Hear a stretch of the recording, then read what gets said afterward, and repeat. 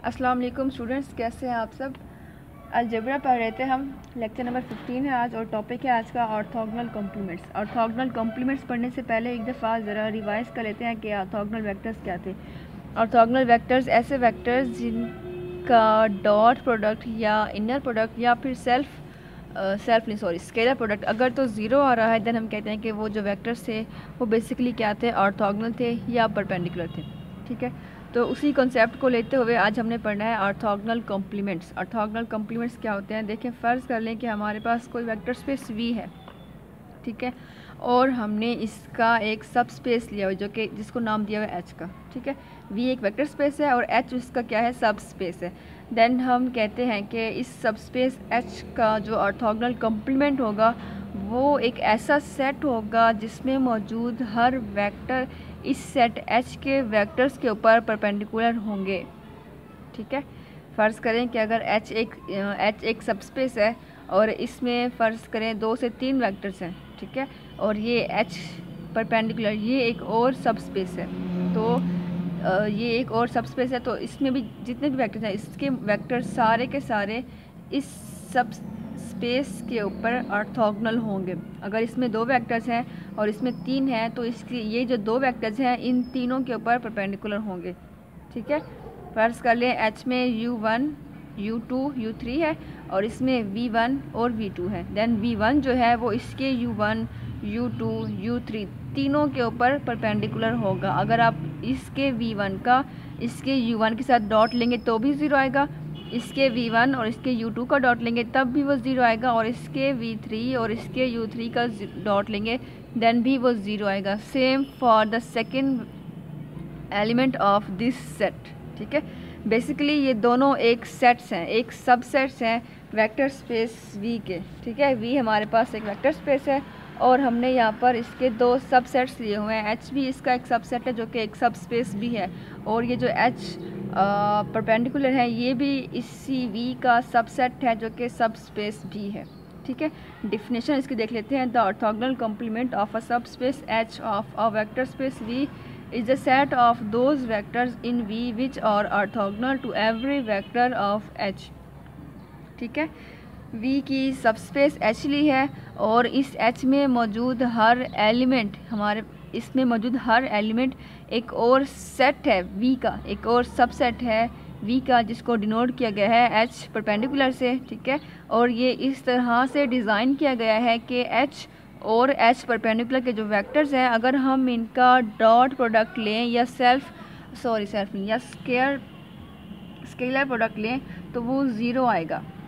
ठीक है, देखें H perpendicular is equal to X belongs to V such that inner product of X and Y is equal to 0 for all Y belongs to H। यहाँ पर basically 2 sets हैं, एक set है H, दूसरा है H परपेंडिकुलर। जो x है वो h परपेंडिकुलर को बिलोंग कर रहा है और जो y है वो बिलोंग कर रहा है h को। इस तरह से है कि अगर आप इन दोनों के एलिमेंट्स का इनर प्रोडक्ट लें तो वो 0 के बराबर आना चाहिए। अगर ऐसा है देन आप कह सकते हैं कि ये जो 2 सेट्स हैं ये एक दूसरे के ऑर्थोगोनल कॉम्प्लीमेंट हैं। h is orthogonal complement of h perpendicular and h perpendicular is also orthogonal complement of this h set. ठीक है, मिसाल के तौर पर अब यहाँ पर उन्होंने मिसाल दी हुई है हमारे पास। फ़र्ज़ कर लें कि हमारे पास R3 यूक्लिडियन स्पेस है। ठीक है, R3 Euclidean 3 dimensional vector space है। ठीक है, अब हमने क्या करना है, इसी वेक्टर स्पेस से 2 सब सेट्स या सब स्पेसेस इस तरह से डिज़ाइन करनी है कि वो जो 2 सब स्पेसेस हैं दोनों एक दूसरे के ऊपर क्या हो, ऑर्थोगोनल हो। ठीक है, यहाँ देखें उन्होंने एक सब स्पेस ली है R3 की, जिसको R3 की सब स्पेस ली हुई है अलोंग x एक्सिस। ठीक है, we define the subspace of R3 as x axis along the x axis. तो x एक्सिस के अलोंग जितने भी वेक्टर्स होंगे वो सारे के सारे, ठीक है, x एक्सिस कह दें या x प्लेन कह दें, इसके अलोंग जितने भी वेक्टर्स होंगे वो सारे के सारे क्या होंगे, स्पेंड बाय द वेक्टर्स 1 0 0 होंगे which is a unit vector जिसको हम I से डिनोट भी करते हैं। ठीक है, every vector is in this space is multiple of this unit vector, तो हम लिख सकते हैं कि x is equal to span of I। ठीक है, तो अब हमने इसके ऑर्थोगोनल कॉम्प्लीमेंट्स लेने हैं। एक्स एक्सिस के ऑर्थोगोनल कॉम्प्लीमेंट में वो हर सेट हर वेक्टर आएगा जो कि इसके ऊपर परपेंडिकुलर होगा, ठीक है। अब उसमें कोई भी वेक्टर ऐसा इन्वॉल्व नहीं होगा जो कि इसी स्पेस से लिया गया हो, ठीक है, सिवाय ज़ीरो के अलावा कोई भी ऐसा एलिमेंट शामिल नहीं होगा। लेकिन उसके अलावा हर वो एलिमेंट इसमें इंक्लूड होगा कि जिसका डॉट इस वेक्टर इस सेट H के एलिमेंट के साथ ज़ीरो आ जाए। अब एक्स एक्सिस के ऊपर देखें, वाई एक्सिस भी ज़ीरो पड़ता है डॉट के लिहाज से, ठीक है। और अगर एक्स एक्सिस के साथ हम जेड एक्सिस का डॉट प्रोडक्ट लें तब भी वो ज़ीरो आता है। देखें, जब हम एक्स एक्सिस के साथ आई के साथ जे का डॉट लेंगे दैन वो ज़ीरो आएगा। सिमिलरली आई के साथ के का डॉट लें तब भी वो ज़ीरो आएगा। और अगर हम आई के साथ फ़र्ज़ करते हैं जे प्लस के का डॉट लें तब भी वो ज़ीरो आता है। देखें, ये जो मैंने एग्जांपल दिया ये एग्जांपल है ओनली वाई एक्सिस की, ठीक है। वाई एक्सिस का मतलब ये है कि ऐसा हमारा ये सब स्पेस होगा कि जिसमें सिर्फ वाई एक्सिस के अलोंग वेक्टर्स इन्वॉल्व होंगे, ठीक है। और ये जो एग्जांपल दी है दिस इज़ एक्चुअली के एक्सिस, ठीक है, all the vectors that lie on the के एक्सिस, ठीक है। और ये जो एग्जांपल है जे प्लस के की, बेसिकली ये क्या है, ये वो वेक्टर्स हैं कि जिनका ये वो वेक्टर जो कि वाई और के प्लेन पर लाई करते हैं। वाई और के कह दें इसको या जेड कह दें, ये मैंने गलती से के दिया, ठीक है, जो कि वाई और जेड प्लेन पे लाई करते हैं, ठीक है। आई डॉट जे प्लस के वाई जेड ये जो है इज इक्वल टू ज़ीरो, ये है हमारा एक्स एक्सिस का कंपोनेंट, ठीक है। और ये क्या है, वाई एंड जेड प्लेन, ठीक है। तो बेसिकली यहाँ पर हम कह सकते हैं कि एक्स एक सेट है एक्स, ठीक है, जो कि स्पेन बाय है आई, ठीक है। इसका ऑर्थोगोनल कॉम्प्लीमेंट क्या है, एक्स का ऑर्थोगोनल कॉम्प्लीमेंट है span of Y and Z, ठीक है। वाई क्या है, वाई एक्सिस, और जेड क्या है, जेड एक्सिस। आप चाहें तो इनकी जगह पर इनके यूनिट वेक्टर्स भी राइट कर सकते हैं, जे एंड के भी राइट कर सकते हैं। यही एग्जांपल यहाँ पर सॉल्व फॉर्म में भी मौजूद है, इसको भी ज़रा यहाँ पर देख लेते हैं। देखें, एक्स वेक्टर तो पहले डिफाइंड था ना कि x is equal to span of i, तो इसका जो ऑर्थोगोनल कॉम्प्लीमेंट है, orthogonal complement of x axis is equal to v belongs to R3 such that v inner product of v and x is equal to zero where x belongs to x, ठीक है।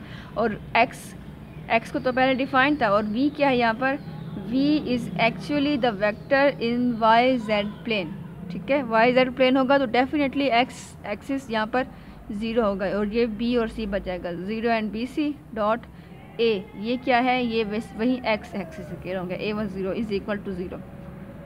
Next आगे एक theorem है, बहुत ही simple सा है, इसका proof भी बहुत आसान है, आप लोग खुद कर लीजिएगा, मैं आपको यहाँ इसकी सिर्फ स्टेटमेंट दिखा रही हूँ। The orthogonal complement of a subspace of a vector space v is itself a subspace of v, ठीक है। कि आपके पास एक वेक्टर स्पेस v है, आपने इसकी एक सब स्पेस H ली, ठीक है।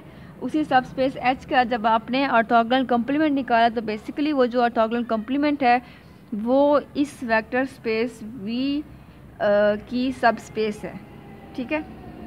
मतलब ये है कि दोनों वेक्टर जो थे H और S परपेंडिकुलर दोनों क्या है, इसी V की सब स्पेसिस है, ठीक है। नीचे एक नोट है, उसमें बताया जा रहा है कि जो हमारा H और H परपेंडिकुलर हैं दोनों चूँकि सब स्पेसिस हैं, तो इट मीन्स कि they must contain the additive identity which is zero. तो इनका जो इंटरसेक्शन होगा वो एम्प्टी सेट नहीं होगा बल्कि उसमें ज़ीरो वेक्टर इन्वॉल्व होगा, ठीक है। The only common vector between H and its orthogonal complement is the vector zero, ठीक हो गया। नेक्स्ट है orthogonal complement of row and column spaces. बहुत ही इंटरेस्टिंग, बहुत ही इजी सा ये टॉपिक है जिसमें हमें उसको क्वेश्चंस को हल करने का एक बहुत ही आसान जो है मेथड दिया जा रहा है। पहले ही हम नल स्पेस को पढ़ चुके हैं, ठीक है। हमें नल स्पेस का पता है कि उसको किस तरह से फाइंड करना है। जब एक दफ़ा आपको नल स्पेस का आइडिया है और नल स्पेसिस को फाइंड करना आ जाता है अगर एक दफ़ा, तो इजीली हम किसी भी किसी भी मैट्रिक्स की रो स्पेस फाइंड कर लेते हैं, कॉलम स्पेस भी निकाल लेते हैं और अगर ये तीनों चीज़ें हमें आती हैं, रो स्पेस फाइंड करना, कॉलम स्पेस फाइंड करना और नल स्पेस फाइंड करना, देन हम ऑर्थोगोनल कॉम्प्लीमेंट भी इजीली फाइंड कर सकते हैं यूजिंग दीज 3 टेक्निक्स। ठीक है, तो यहाँ पर एक छोटा सा थ्योरम है जिसका प्रूफ नहीं दिया गया। देखिए थ्योरम ये है कि the orthogonal complement of the row space of a matrix A is identical with the null space of A. कि आपके पास कोई मैट्रिक्स है, ठीक है, आपसे कहा जा रहा है कि इस मैट्रिक्स की रो स्पेस का ऑर्थोगोनल कॉम्प्लीमेंट निकालें। तो इस मैट्रिक्स की रो स्पेस का जो ऑर्थोगोनल कॉम्प्लीमेंट होगा वो एक्चुअली वो उस मैट्रिक्स की नल स्पेस है। ठीक है, सिमिलरली अगर कहा जाता है कि इसी कोई मैट्रिक ए हो, ठीक है, उसका कुछ भी ऑर्डर हो, ठीक है, मैट्रिक्स का कुछ भी ऑर्डर हो, आपसे कहा जाता है कि मैट्रिक्स ए है, उसकी कॉलम स्पेस का ऑर्थोगोनल कॉम्प्लीमेंट निकालें। देन क्या करना होगा आपको, सिर्फ आप उस मैट्रिक ए का ट्रांसपोज निकालें। ठीक है, ट्रांसपोज निकालने के बाद दोबारा से आप उसी की नल स्पेस निकालें। वो जो नल स्पेस है वो एक्चुअली उसकी कॉलम स्पेस का ऑर्थोगोनल कॉम्प्लीमेंट होगा। ठीक हो गया। अच्छा, पीछे ही हमने पढ़ा था चैप्टर नंबर 3 में डायमेंशन थ्योरम। क्या था कि कोई भी m/n मैट्रिक्स हो, ठीक है, तो डायमेंशन मैट्रिक्स ए की जो डायमेंशन होगी, ठीक है, dimension of row space plus dimension of null space is equal to the vector is equal to n। n क्या है इसमें, ये इसके ऑर्डर में से है, m/n। n is the number of column in the matrix A. ठीक हो गया। तो इसी को यूज़ करते हुए देखिए आज हमने एक नई चीज़ इसमें देखी है कि dimension of row space plus dimension of row space of its orthogonal complement is equal to n। ठीक है, कि कोई भी रो स्पेस है वो लें, ठीक है, रो स्पेस की डायमेंशन निकालें या रैंक निकालें, ठीक है, उसमें ऐड करें नल स्पेस का रैंक, ठीक है, नल स्पेस की डायमेंशन। डायमेंशन क्या होता है, dimension is actually the number of non zero rows in the reduced echelon matrix या number of basis of the subspace. ठीक है, ये दोनों बेसिकली एक ही चीज़ डायमेंशन या रैंक को डिनोट करती है। ठीक है, तो नल स्पेस का रैंक या डायमेंशन, ठीक है, इक्वल किसके होगा, dimension of the orthogonal complement of row space. Plus करें इसमें डायमेंशन ऑफ रो स्पेस, दोनों क्या होंगे, बराबर होंगे, सेम लाइक n। ठीक है, नेक्स्ट आगे एप्लीकेशन ऑफ द थ्योरम में बेसिकली हमें एग्जांपल दी जा रही हैं। एग्जांपल्स में हमें एक्चुअली मेथड दिया जा रहा है कि आपने क्वेश्चंस को किस तरह से हल करना है। ठीक है, बहुत ही आसान से एग्जांपल्स हैं, इसको देखिएगा। एग्जांपल 1 में देखें, find the orthogonal complement of the subspace of R3 span by the 2 vector this and this. 2 vectors हैं हमें इन, अच्छा, R3 एक वेक्टर स्पेस है, ठीक है, इसी वेक्टर स्पेस का एक सबस्पेस दिया गया है, ठीक है, और सबस्पेस ऐसा है जिनकी बेसिस ये 2 वेक्टर्स हैं। ठीक है, R3 is the vector space और इसकी हमारे पास सबस्पेस है, यहाँ मेंशन तो नहीं कर रहा, बेसिकली यहाँ जो सबस्पेस होगी वो इस फॉर्म में होगी कि V is equal to span of V1 and V2। V1 और V2 उस सबस्पेस की क्या है, बेसिस है। तो अब हमने क्या करना है, हमने इसी सब स्पेस का ऑर्थोगोनल कॉम्प्लीमेंट निकालना है। ठीक है, तो लेट अस कंसीडर U एक वेक्टर है, ठीक है, जो कि इसके V के ऑर्थोगोनल कॉम्प्लीमेंट को बिलोंग करता है। U belongs to V perpendicular. ठीक है, देन अगर ऐसा है तो लाजमी है कि इसके जो वेक्टर हैं वो इसके वेक्टर के साथ अगर उनका इनर प्रोडक्ट लें तो वो 0 के बराबर आना चाहिए। ठीक है, V perpendicular is equal to U belongs to R3 such that inner product of U and V1 equals 0 and inner product of U and V2 is also equal to 0. It is clear that V perpendicular consists of all ordered ripple of real number of the form this such that, अब देखिए यहाँ पर V1 और V2 की values लगा देंगे। देखिए जब वो कहेगा कि U and V1 equal to 0 तो सिंपली हमने क्या करना होगा, इनका डॉट प्रोडक्ट लेकर यहाँ से हमने एक्सप्रेशन निकाल लेना होगा। ठीक है, V1 हमारे पास था 1 1 0 और U को हमने लिखा हुआ है U1 U2 एंड U3। इनके जब डॉट लेंगे तो ये आ जाएगा U1 प्लस U2 और U3 ये जो है ये हमारे पास 0 हो जाएगा, 0 U3 ये इक्वल टू 0 आ जाएगा। सिमिलरली यहाँ पर भी U एंड V2 का U1 U2 U3 and V2 क्या था 0 1 एंड 1। जब इनका डॉट ले लेंगे तो ये आ जाएगा u2 plus u3 is equal to 0। ये एक्सप्रेशन बेसिकली इनके इनर प्रोडक्ट को एक्सपेंड करने से आया है। ये चीज़ कहाँ है ये, ठीक है। u v2 के इनर प्रोडक्ट को जब एक्सपेंड किया तो ये एक्सप्रेशन आ गया। हमारे पास यहाँ दो होमोजीनियस सिस्टम बन गए हैं लीनियर इक्वेशन के, ठीक है। u1 plus u2 equal to 0, u2 plus u3 equal to 0। देखें आप दोनों में u1 और u3 लीडिंग एक्सप्रेशन है जो कि u2 के ऊपर डिपेंड कर रहे हैं, ठीक है।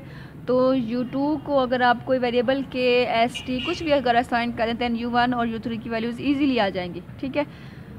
तो अगर u2 को k करें then u1 will be minus k and u3 is also minus k, ठीक है। उन्होंने चेंज किया हुआ है, उन्होंने u3 को असाइन किया हुआ है के, फिर u3 के लिहाज से u1 और u2। बहरहाल ये आपकी मर्ज़ी है कि आप जिस तरह से भी करें, ठीक है। u1 को वैल्यू दें या u2 का वैल्यू, ये आपके ऊपर डिपेंड करता है, ठीक है। Then orthogonal complement is equal to span of w क्या है ये 1 माइनस 1 1 k को अलग करने के बाद, ठीक है। Similarly for the set of polynomial, ठीक है, ऑफ ऑर्डर लेस देन और इक्वल टू 3, सेम एग्जांपल है, सेम क्वेश्चन है। यहाँ पर भी सेम वही काम होगा कि ये हमारे पास एक सब स्पेस दी गई है और इसका ऑर्थोगोनल कॉम्प्लीमेंट निकालना होगा, ठीक है। एग्जांपल को देख लीजिएगा, आपको ये इजीली समझ आ जाएगा। एग्जांपल 3 में भी वही काम है कि find all vectors in m2/2 that are orthogonal to the vector this.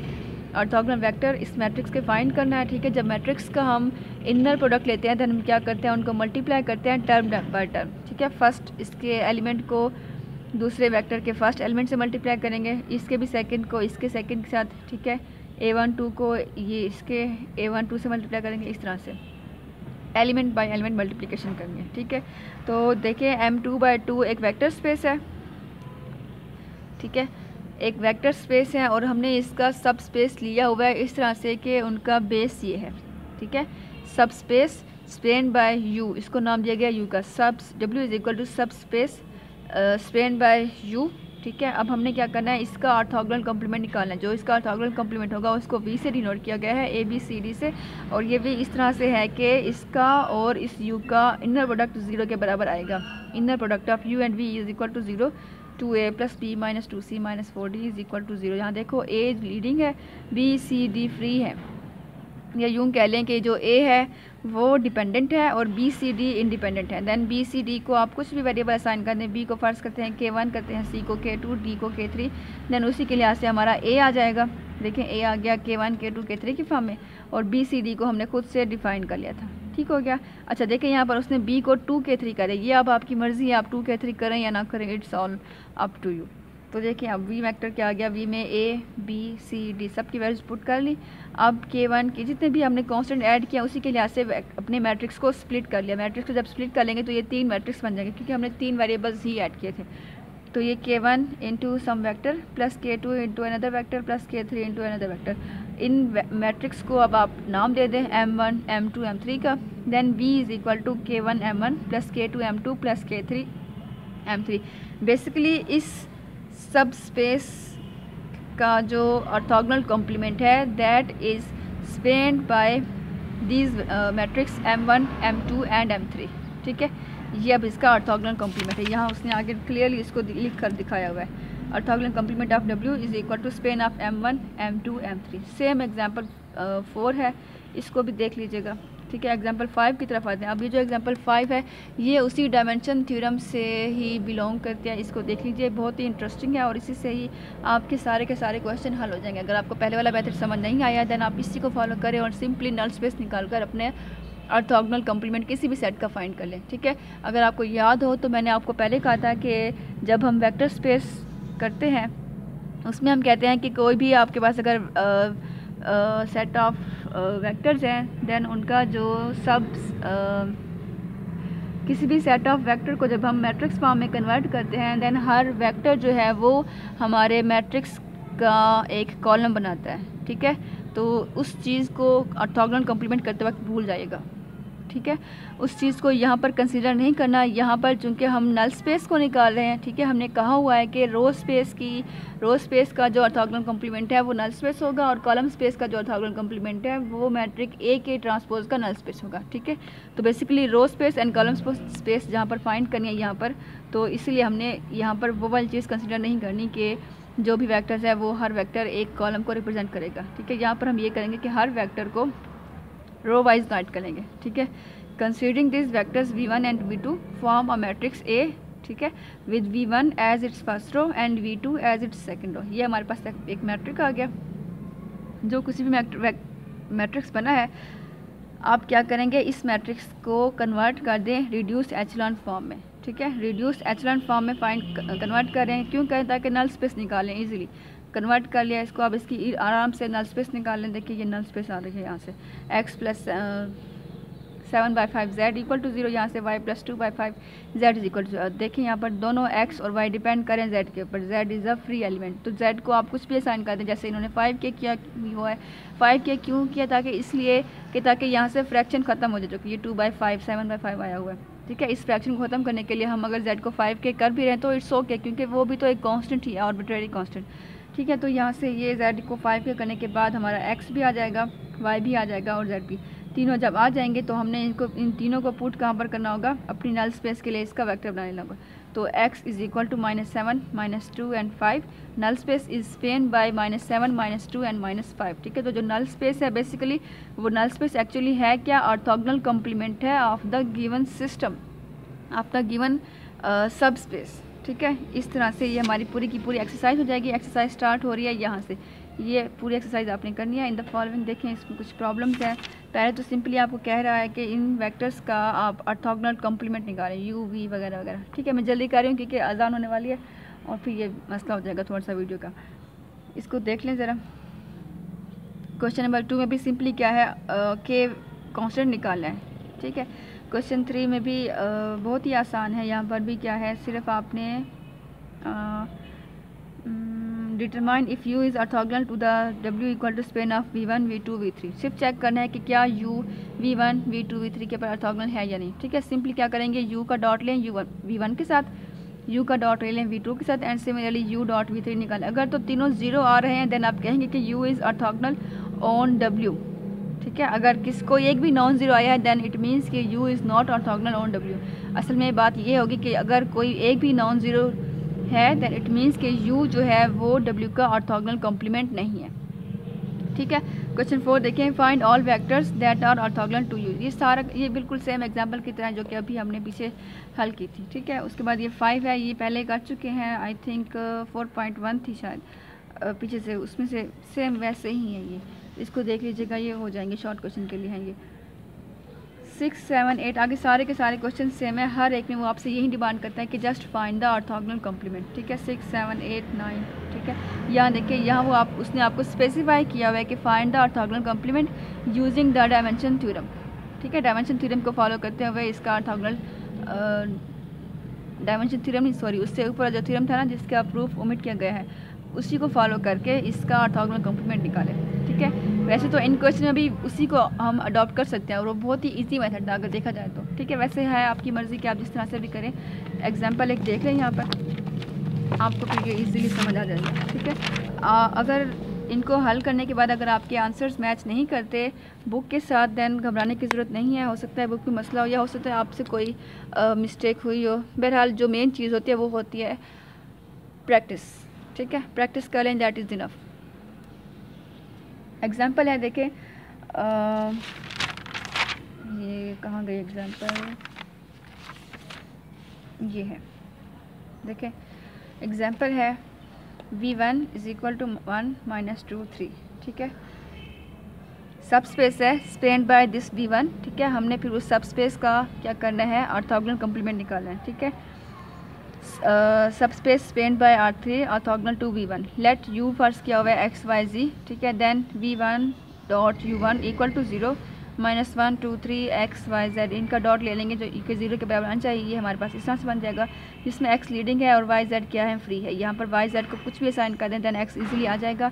x y z तीनों की वैल्यूज़ आ गई। देन यहाँ पर देखें u क्या बन गया, जो कि हमारा x y z था, वहाँ पर x y z तीनों की वैल्यूज पुट करने के बाद अब इसको सेपरेट कर लें दो वेक्टर्स की फॉर्म में, s के लिए अलग, t के लिए अलग। ये दो वेक्टर बन गए 2 1 0 एंड -3 0 1। ये दो वेक्टर बेसिकली है क्या, u के लीनियर कॉम्बिनेशन में यूज़ हो रहे हैं। देन इट मीन्स कि जो ऑर्थोगोनल कॉम्प्लीमेंट है v का वो क्या है, स्पेन बाय दिस 2 1 0 एंड -3 0 1। इसको फिर आप बेशक नाम भी दे सकते हैं, जैसे मैंने यहाँ पर u1 एंड u2 दिया हुआ है, ठीक है। एक और मिसाल देख लें, finding orthogonal complement of W is equal to span of W1 W2 where W1 is equal to this and W2 is equal to this. अब यहाँ पर क्या है कि मैंने यहाँ पर रो स्पेस और नल स्पेस वाला मेथड यहाँ पर अडॉप्ट कर रही हूँ। देखें क्या करना होगा, पहले तो W की जो बेसिस हैं W1 W2 इसको यूज़ करते हुए हमने फ़र्स्ट ऑफ ऑल क्या करना होगा, इसको यूज़ करते हुए फ़र्स्ट ऑफ ऑल हमने एक मैट्रिक्स राइट करना होगा जिसमें W1 एंड W2 क्या है, इसकी रोज़ हैं। ठीक है, W1 को as a row 1 and W2 को एज अ रो 2 राइट करने के बाद क्या करना है, इसको कन्वर्ट करना है रिड्यूस्ड एचेलॉन फॉर्म में। ठीक है, रो ऑपरेशन लगा है, इसको रिड्यूस्ड एचेलॉन फॉर्म में कन्वर्ट कर लिया। अब देखो यहाँ पर ये बन गया alpha plus 0 beta plus 1/2 gamma plus theta is equal to 0। Same यहाँ से beta minus 1/4 gamma plus theta is equal to 0। ये दो इक्वेशन बन गई जिसमें अल्फ़ा और बीटा क्या है, लीडिंग है, डिपेंडेंट है, और जो गैमा और थीटा है वो क्या है, फ्री वेरिएबल्स हैं या इंडिपेंडेंट है। तो हमने क्या किया, गैमा और थीटा को कुछ भी असाइन करें। जैसे कि मैंने देखा यहाँ पर गैमा जो है उसमें क्या है, यहाँ पर फ्रैक्शन हो रही है 1/2 गैमा एंड माइनस 1/4 गैमा। तो मैंने कहा कि अगर गैमा को 4 के असाइन कर दूँ देन यहाँ से फ्रैक्शन ख़त्म हो जाएगी। ये मेरे लिए भी ईजी है करने में कि मेरी जो ऑर्थोगोनल कॉम्प्लीमेंट आएगा वहाँ पर बेसिस, वहाँ पर फिर फ्रैक्शन नहीं होगी। उसको इग्नोर करने के लिए मैंने यहाँ पर इसको 4K कर दिया। आपकी मर्ज़ी, आप इसको सिंपली K भी कर सकती हैं। ठीक है, ये अब आपकी मर्ज़ी है कि आप इसको सिंपली K भी कर सकती हैं साइन। बहरहाल गैमा को 4K कहने के बाद थीटा को S कर दिया। ठीक है, अब यहाँ पर ये मेरे पास वेक्टर बन गए इस तरह के। अब alpha plus beta plus gamma की वैल्यू निकालनी, अल्फ़ा और बीटा की वैल्यू निकालनी। यहाँ पर गैमा और थीटा की वैल्यू पुट कर लेंगे, alpha plus 0 beta plus 1/2 gamma की जगह पर 4K plus S is equal to 0। S है बेसिकली थीटा की वैल्यू, यहाँ से अब अल्फ़ा आ जाएगा -2K और -S। ठीक है, सिमिलरली सेकेंड इक्वेशन में भी पुट कर लेंगे, beta minus 1/4, 4K is the value of gamma plus S is the value of theta is equal to 0। यहाँ से बीटा आ जाएगा जो कि है K माइनस S, ये वहाँ पर जाकर पॉजिटिव हो जाएगा और ये नेगेटिव हो गया। ठीक हो गया। अब नल स्पेस निकालने लगे हैं। Null space of W is equal to span by alpha beta gamma theta. Alpha beta gamma theta की वैल्यू जो निकाली है अभी वो यहाँ पर सब्स्टिट्यूट कर लेंगे। अल्फ़ा की वैल्यू है -2K माइनस S, बीटा की वैल्यू है K माइनस S, गैमा की वैल्यू है 4K एंड S की वैल्यू है, थीटा की वैल्यू है S। ठीक है, एक वेक्टर जिसमें दो डिफरेंट पैरामीटर्स हैं, इनके लिए हम इसको सेपरेट कर लेंगे जैसे कि करते हैं एज़ यूजुअल। ठीक है, ये सेपरेट करने के बाद हमारे पास दो वेक्टर आ गए। ठीक है, तो यहाँ पर ये है कि null space is span by, null space of W is span by V1 and V2। ठीक हो गया, V1 and V2 according to theorem span of orthogonal complement of span of W1 and W2 is equal to span of V1 V2 which is equal to null space of A। ठीक हो गया यहाँ तक। अब जब आपको कहा जाएगा कि find null space of, first कर लें कि कोई क्वेश्चन है जिसमें हमें इस तरह का कोई मैट्रिक्स गिवन है। ठीक है, कोई मैट्रिक्स गिवन है आपको इस फॉर्म में और कहा जा रहा है कि इसके कॉलम स्पेस का ऑर्थोगोनल कॉम्प्लीमेंट निकालें। देन ये ना करें कि आप इसका कॉलम स्पेस निकालें, नो। ठीक है, आप कॉलम स्पेस ना निकालें, बस क्या करें, आप इसका क्या करें, ट्रांसपोज निकालें। ठीक है, ट्रांसपोज निकालें के बाद आप फिर क्या करें, इसका आप निकालें ट्रांसपोज पहले। ठीक है, ट्रांसपोज जो निकालेंगे आपके पास मैट्रिक्स आ जाएगा जिसमें ये होंगे इस तरह के एलिमेंट्स 1 -2 1 -1, ये -2 -4 0 एंड 6। ठीक है, W हमारे पास था इस फॉर्म में। ठीक है, W जो कुछ भी था हमने क्या किया, इसका ट्रांसपोज निकाला। ठीक है, चूँकि हम निकाल रहे हैं इसकी कॉलम स्पेस का ऑर्थोगोनल कॉम्प्लीमेंट, तो जो कुछ भी W था हमने उसका लिया ट्रांसपोज। ट्रांसपोज लेने के बाद अब आप इसको कन्वर्ट करें रिड्यूस्ड एचेलॉन फॉर्म में। ठीक है, रिड्यूस्ड एचेलॉन फॉर्म में जब इसको कन्वर्ट करेंगे तो हमारे पास यहाँ पर ऑपरेशन लगेंगे, यहाँ इनको 0 करना होगा, इसको 1 करना होगा। ठीक है, अगर ऑटोमेटिकली ये 0 हो जाता है दैन ये इसका हेडिक है, हमारा नहीं। बहरहाल ट्रांसपोज निकालने के बाद आप उसकी नल स्पेस निकालेंगे। नल स्पेस निकालने के लिए इसको रिड्यूस एचेलॉन फॉर्म में कन्वर्ट करना पड़ेगा, जो कि मेथड है, फिर उसी तरह से इसको फॉलो करें। ठीक है, जो कुछ भी फिर नल स्पेस बन रही है इस ट्रांसपोज की, ठीक है, बेसिकली वो है क्या, वो W की कॉलम स्पेस का ऑर्थोगोनल कॉम्प्लीमेंट है। ठीक है, इसकी जो नल स्पेस है वो W की W वेक्टर या मैट्रिक्स की कॉलम स्पेस का ऑर्थोगोनल कॉम्प्लीमेंट है। ठीक है, क्वेश्चन को कीजिएगा, ये इजीली हो जाएंगे। बहुत ही इजी है, बहुत ही आसान सा मेथड है, एक ही मेथड है, उसी को बार बार अडॉप्ट किया जा रहा है डिफरेंट क्वेश्चन में, सिर्फ और सिर्फ प्रैक्टिस के लिए। ठीक है, पॉसिबल है आपके आंसर्स बुक के साथ मैच ना करें, लेकिन जो यहाँ पर मेन चीज़ है वो है प्रैक्टिस करना। जितना प्रैक्टिस करेंगे उतना ही ज़्यादा आपके लिए ईजी हो जाएगा इसको हल करना। ठीक है, इनकी प्रैक्टिस कीजिए। नेक्स्ट क्लास में फिर इंशाल्लाह नेक्स्ट टॉपिक डिस्कस करेंगे। Thank you so much. अल्लाह हाफिज़।